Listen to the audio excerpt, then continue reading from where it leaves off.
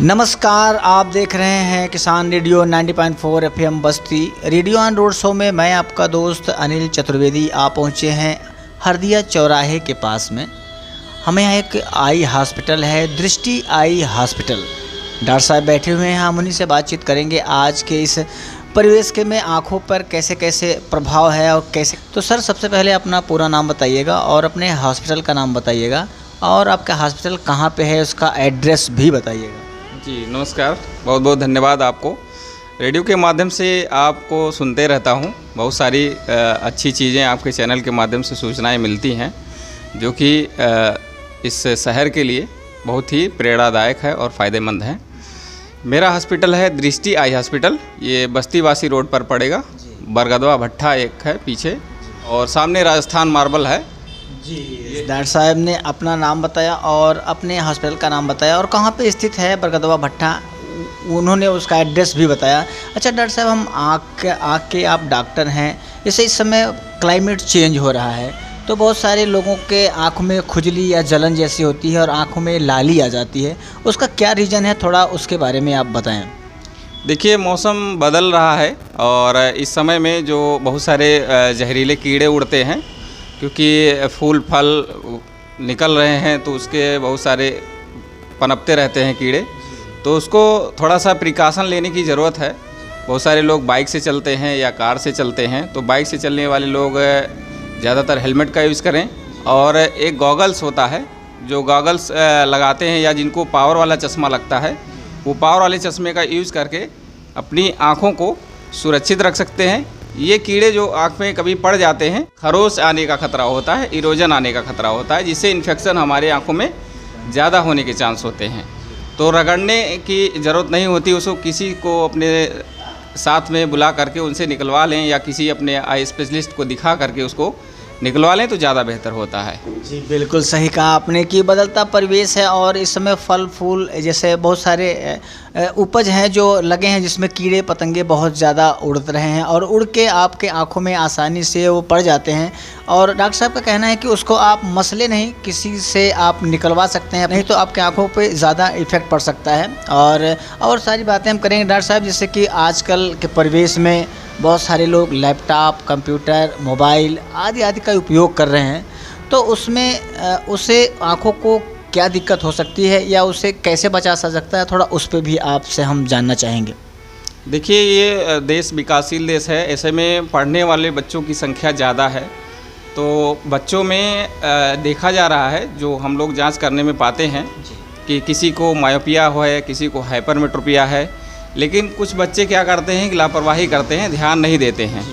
तो पढ़ाई करते समय कभी उनको हेडेक होता है या आँखों में दर्द होता है, आँख से आंसू आता है, आँख में खुजली होती है, तो लोग लापरवाही करते रहते हैं और इस चीज़ को अपने मन में दबा के रखते हैं, अपने घर वालों को नहीं बताते हैं या अपने परिवारजनों को नहीं बताते हैं, तो आगे चलकर ये समस्या बढ़ जाती है।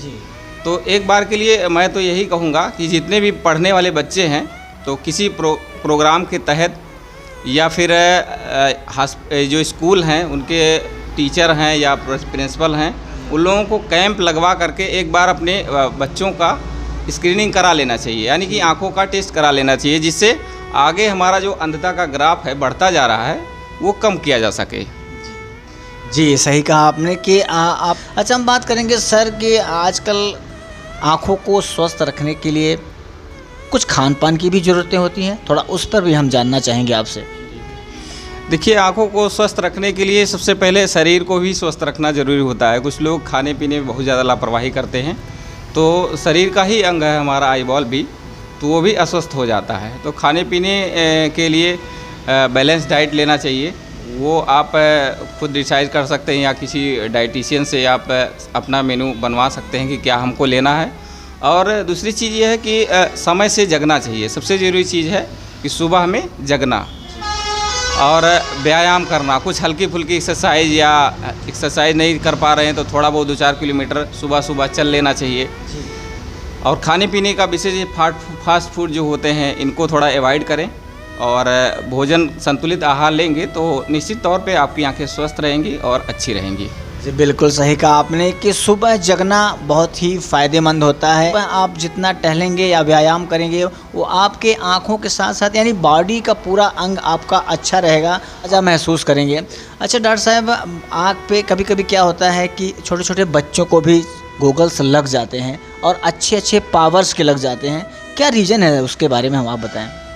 देखिए, छोटे छोटे बच्चे जो होते हैं उनको पावर लगने का कारण होता है कि जैसे जो कंजेनिटल होते हैं, जैसे जिनके माँ बाप को लग रहा है चश्मा, उनके बच्चों में आ जाता है।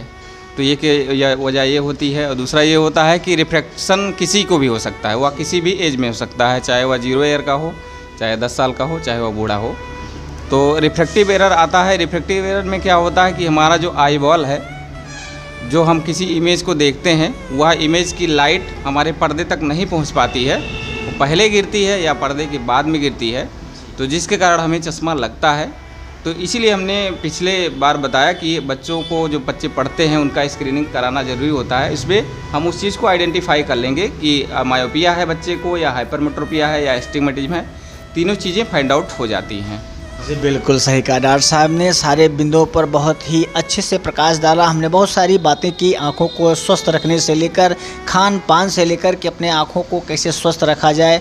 गॉगल्स छोटे छोटे बच्चों को लग जाते हैं, उस सारे बिंदुओं पर, सारे टॉपिक्स पर आपने बहुत ही अच्छे से प्रकाश डाला। आपसे बात करके बहुत अच्छा भी लगा और आपने किसान रेडियो को अपना अमूल्य समय दिया, इसके लिए बहुत बहुत धन्यवाद। बहुत बहुत धन्यवाद आपको भी।